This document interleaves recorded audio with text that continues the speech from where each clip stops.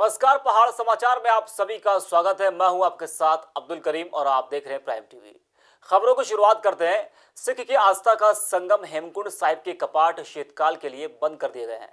हेमकुंड साहिब में करीब 2000 श्रद्धालुओं ने आस्था की डुबकी लगाई।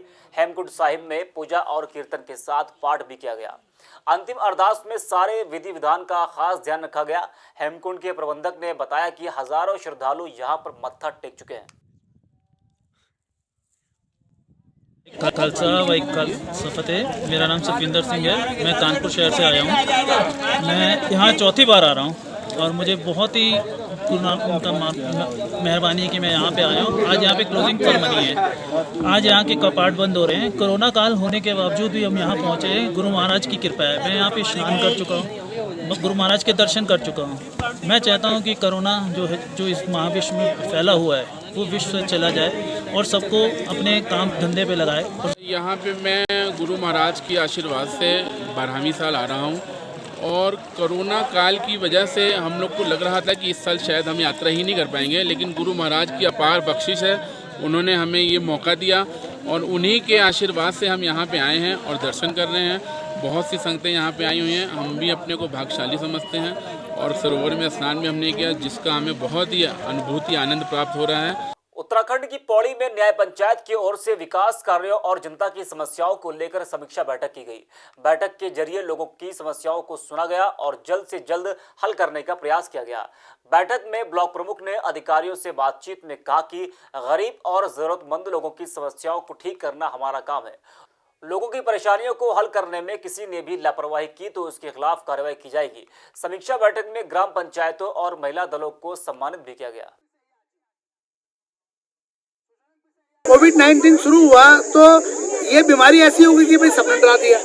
अब मैं चाह भी रहा था कि भाई मैं बांट दूं, लेकिन मैंने कहा राजनीति कितनी हल्की हो गई आज के टाइम पे, कोई कुछ भी कह दे, तो इसलिए हमने रोक के रखा। अब क्या हुआ कि भाई अब जब तक ये चीजें हुई तो अब मेरे पे इतने फोन आने लगे कि साहब हमारी ये समस्या, हमारी ये समस्या। और जो हमारे भाई लोग बाहर चले गए थे रोजगार करने के लिए, अब घर आ गए हैं क्योंकि भाई रोजगार की दिक्कत होगी। अपने हम कमाने खाने बाहर जाते हैं हम लोग, तो हमारे पे कुछ यहाँ साधन है नहीं, तो अब हम लोग घर में आ गए। तो उन लोगों की जो समस्याएं थी, प्रवासी भाइयों की और हमारे जो बाहर गए थे भाई, उनकी समस्या थी और हम लोगों की लोकल समस्याएं थी, तो इसलिए मैंने अब न्याय पंचायत स्तर पे ये प्रोग्राम रखे हैं। विकासनगर में अंतर्राष्ट्रीय बालिका दिवस पर 47 लड़कियों को शिक्षा अभियान से जोड़ा गया। इस मौके पर नगरपालिका में आयोजित एक कार्यक्रम में बाल विकास व महिला सशक्तिकरण मंत्री और जिला पंचायत अध्यक्ष ने शिरकत की। कार्यक्रम के जरिए बताया गया कि जिन लड़कियों ने पारिवारिक परेशानी की वजह से पढ़ाई छोड़ दी है, उन लड़कियों की अधूरी पढ़ाई को फिर से शुरू करवाया जाएगा। इसी के साथ मंत्री ने 21 लड़कियों को गोद भी लिया है। देखिए, आज अंतर्राष्ट्रीय बालिका दिवस है और पूरे ही विश्व में मनाया जा रहा है। इसी परिप्रेक्ष्य में माननीय मोदी जी की बहुत महत्वाकांक्षी योजना है बेटी बचाओ बेटी पढ़ाओ। हमने बेटियों को बचाना भी है और बचाने के बाद उनको पढ़ाना भी है, क्योंकि अगर बेटियां शिक्षित होगी तो ही समाज शिक्षित होगा। आज अंतर्राष्ट्रीय बालिका दिवस है। मैं प्रदेश की समस्त बालिकाओं को बहुत बहुत शुभकामना देना चाहूँगी। और आज हमारे विभाग के माध्यम से एक संकल्प जो लिया गया था कि हम हमारी जो ड्रॉप आउट बालिकाएँ हैं उनको शिक्षा की मुहिम से जोड़ने का काम करें, तो आज उसका आगाज़ हुआ है। लगातार हम इस काम को कर रहे हैं, लेकिन एक कार्यक्रम के माध्यम से समाज में संदेश देना वो बहुत आवश्यक हो गया था। और वो ये दिन हमारे लिए, आज का दिन बड़ा शुभ अवसर बना जिस दिन अंतर्राष्ट्रीय बालिका दिवस है।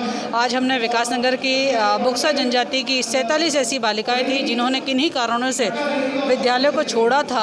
आज उनको पुनः मुहिम से जोड़ा गया है, स्कूलों से जोड़ा गया है। साथ साथ में 21 बालिकाओं के शिक्षा दीक्षा का जिम्मा मैंने भी लिया है, हमारे विभाग के अधिकारियों ने भी लिया है।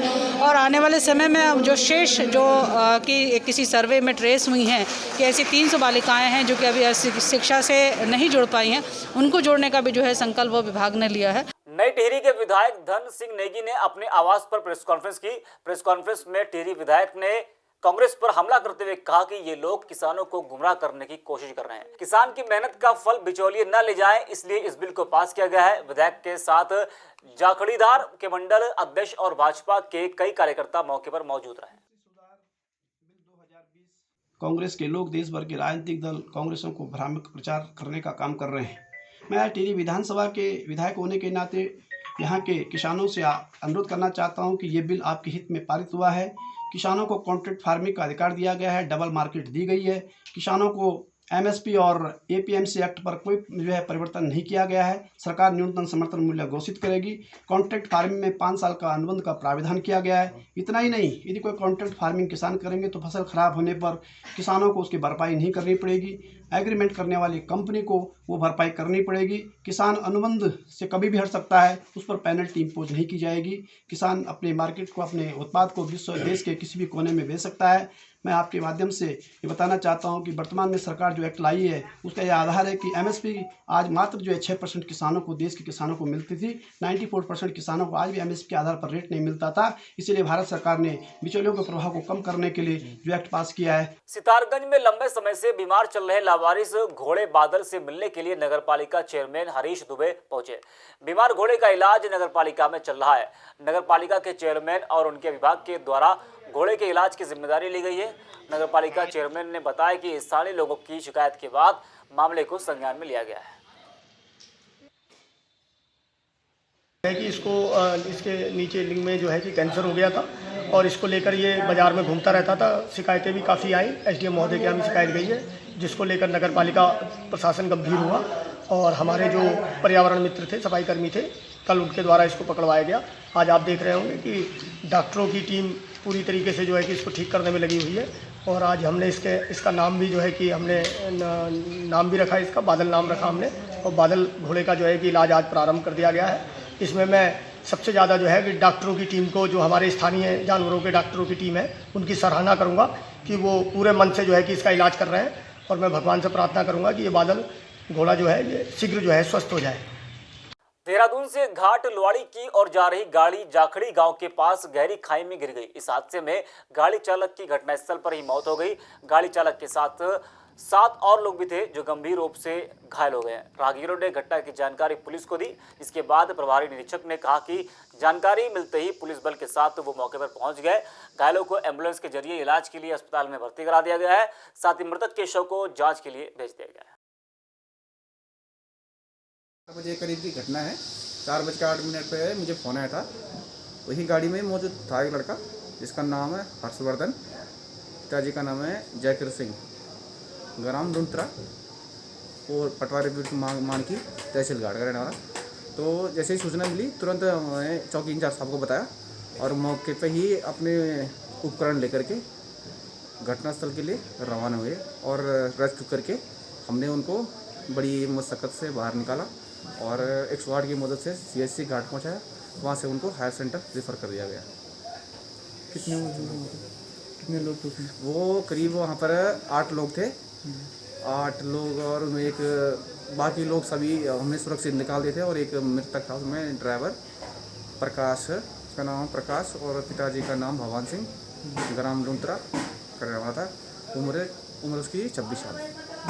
हाँ, इसका पीएम करने के लिए हम घाट लाए और उसके बाद वहाँ से पीएम करने के लिए गोपुर भेज दिए गए।